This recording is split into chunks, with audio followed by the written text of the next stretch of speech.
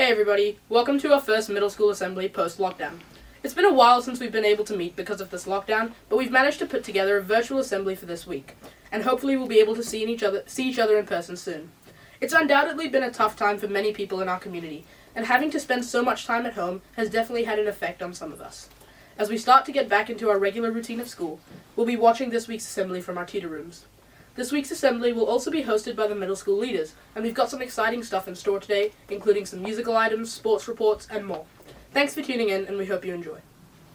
Here's Alex with the sports report. Good afternoon, everyone. As we get to the end of the winter sports season, it is important to look over what a great season it has been.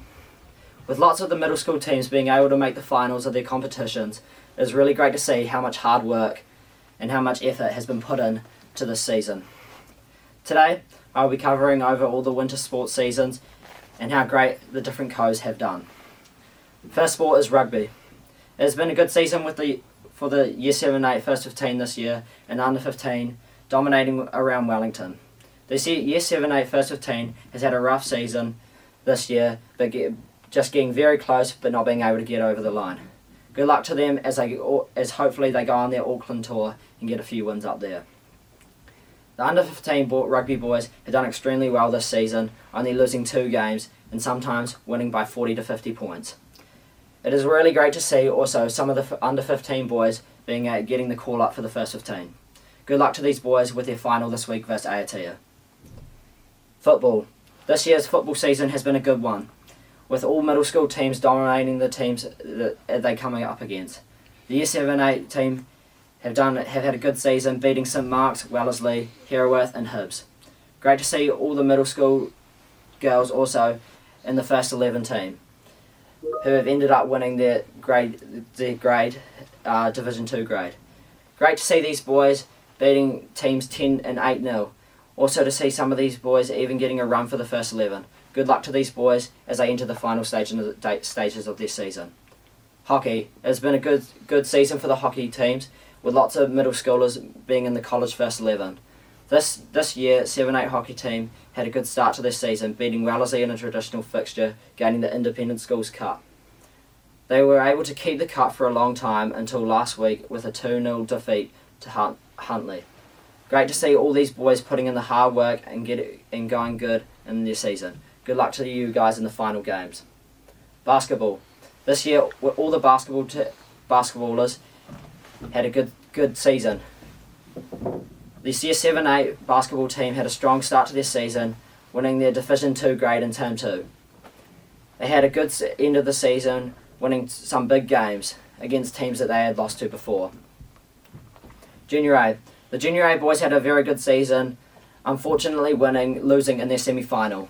It was unfortunate for these boys' tournament week to be cancelled. However, these boys still did very well in their Wellington competition. Just to finish off, I would like to thank all the teachers, staff and parents that helped with the coaching and managing of our middle school teams. We all really appreciate it, and we know that the season wouldn't have run as smoothly as it would without your help. Again, good luck to all their teams with the final game of your season. Thanks. A few weeks ago, we were lucky enough to get an interview with Scots Collegians Ben Old and Alex Poulsen. At the time of this interview, the pair were in MIQ'd after just coming back from the Tokyo Olympics with the Ollie Whites football team.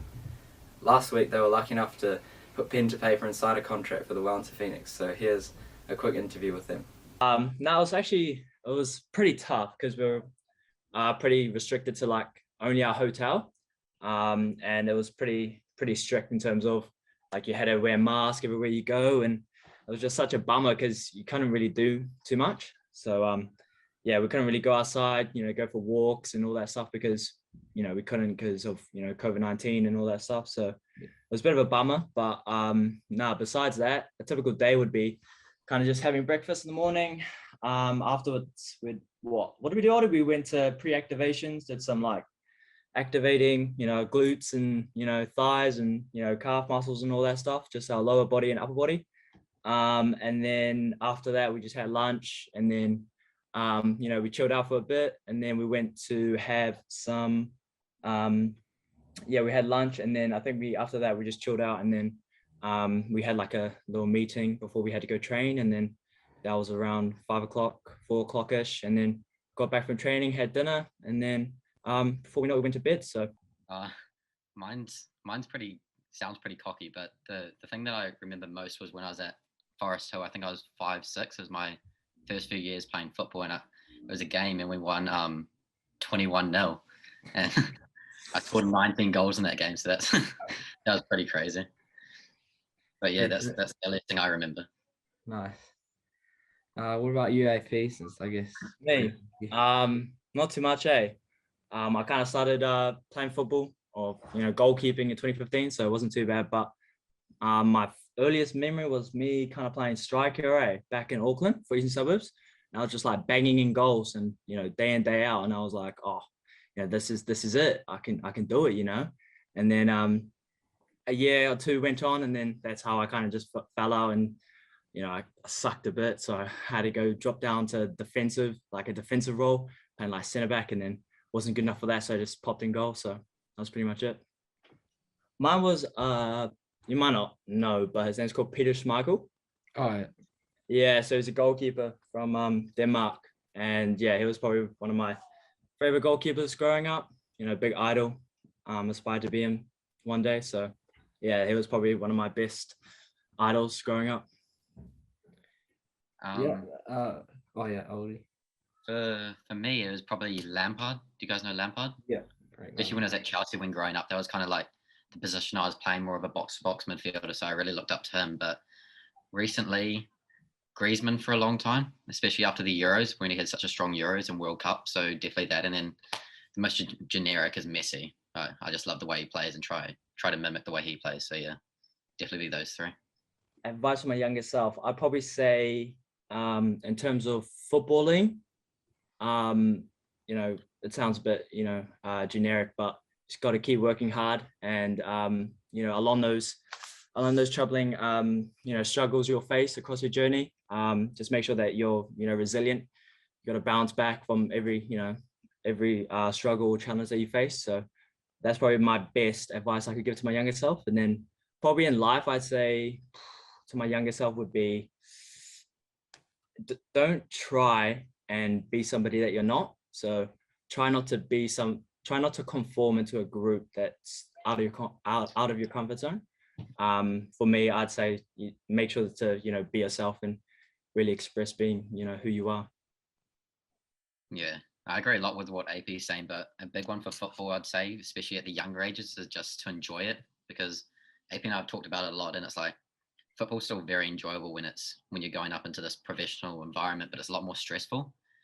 So like when you're back there, it's that was all my best memories from football, was back then when I was able to just enjoy football and not have any stresses. So just really enjoy the moment and just work hard, and then yeah.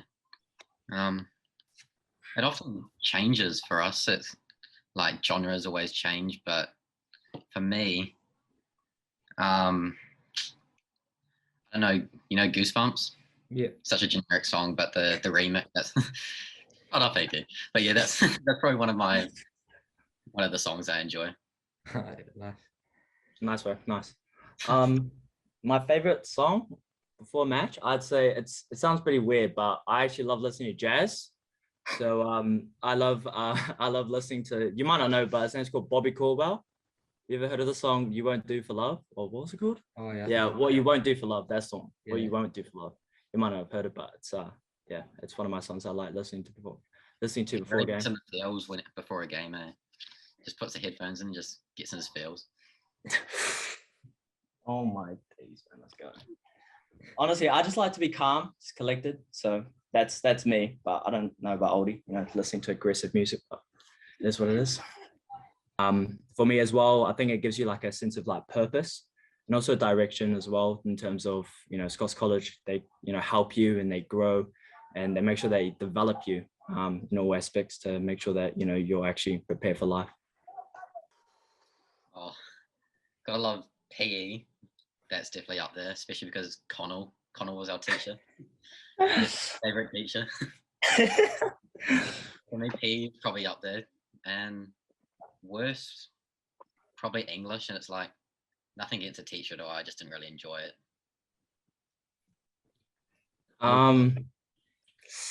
Yeah, I'd probably be Connell.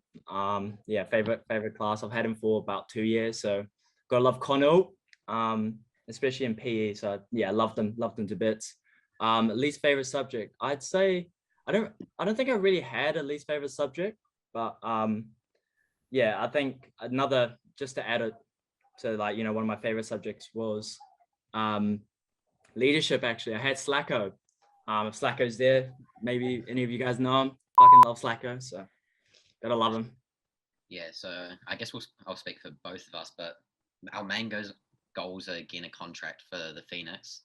So you'll first try and get that, then just try and get as much game time as we can, learn as much as we can, and then just use as a building season for us to move into that professional environment. And then after that, then just try and get some good seasons under our belt and then go overseas. I think that's the same for AP as well. Highway Fusion, we got me on the bass, rhythm guitar, and Liam's on drums, and we're going to play Lonely Boy by the Black Keys.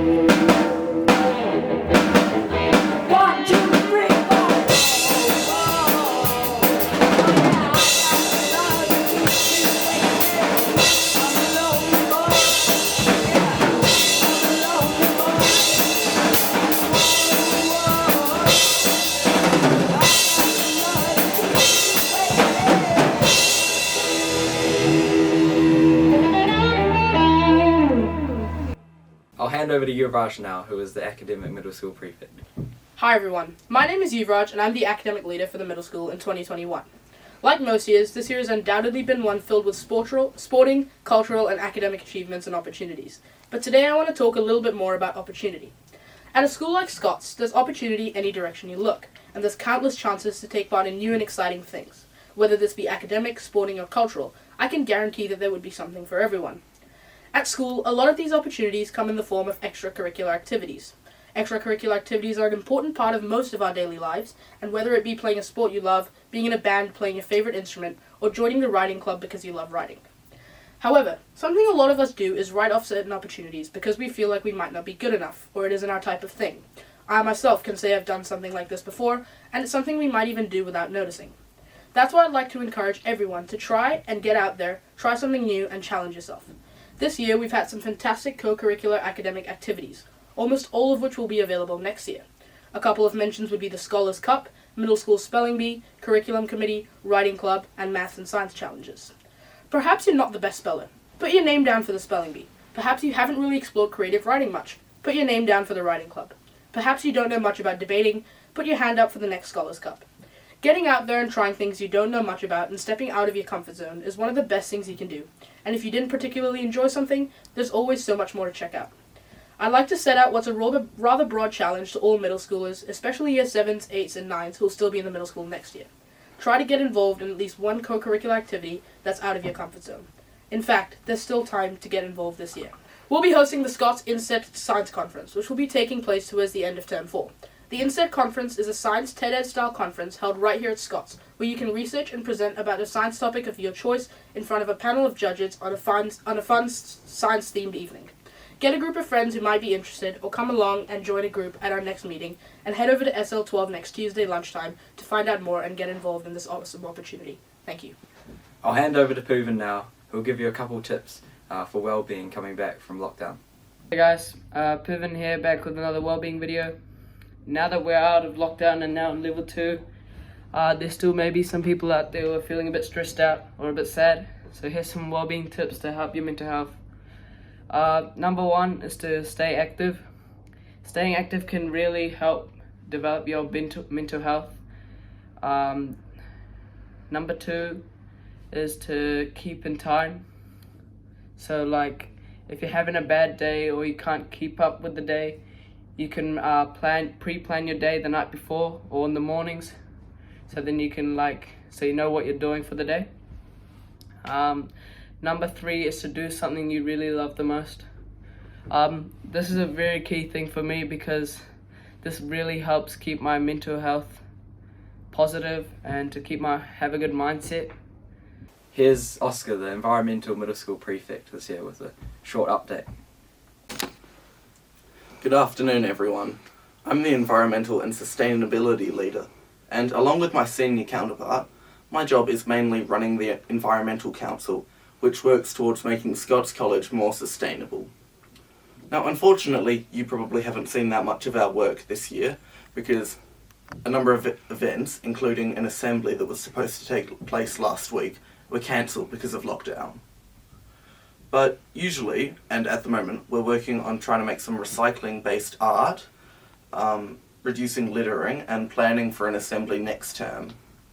If any of this sounds interesting to you, or if you just want to see what it's all about, then come along to room 3 in the 8th block next Wednesday.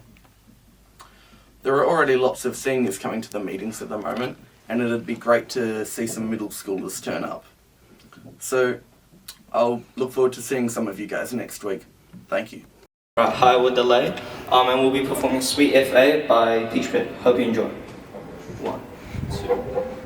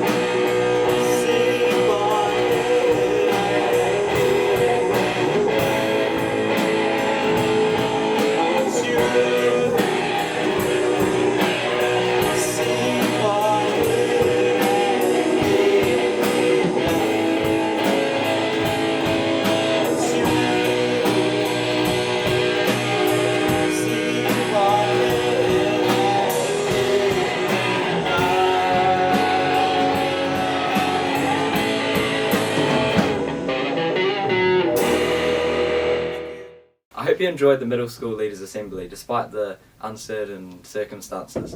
I look forward to seeing you soon. It wouldn't be a middle school assembly without a quiz. Because we are not an unusual format, you will be working in your tutor groups to answer these questions. Please give your answers to your teachers and send them to the email in the description. Question 1. Why is this assembly online? Question 2. Who is hosting this assembly? Question 3. Where and when can you meet for the Instead conference? Question 4. Who's the middle school environmental leader? Question 5. What place did the first 11 football girls come in their league? And finally, question 6. What team is the under 15 team playing this Saturday? Thank you.